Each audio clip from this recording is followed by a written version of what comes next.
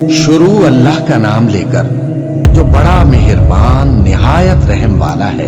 आसमान की कसम जिसमें बुर्ज हैं और उस दिन की जिसका वादा है, और हाजिर होने वाले की और उसकी जिसके पास हाजिर होते हैं कि खंदकों वाले हलाक कर दिए गए, यानी आग की खंदकें जिसमें ईंधन झोंक रखा था, जबकि वो उनके किनारों पर बैठे हुए थे और जो जुल्म वो अहले ईमान पर कर रहे थे उनका नजारा कर रहे थे।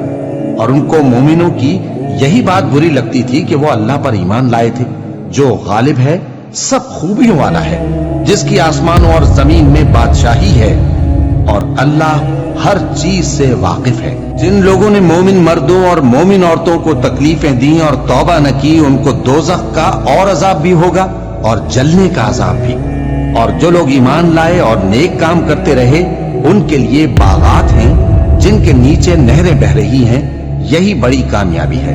बेशक तुम्हारे परवरदिगार की पकड़ बहुत सख्त है।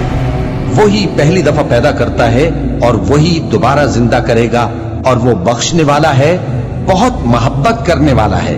अर्श का मालिक, बड़ी शान वाला, जो चाहता है सो कर डालता है।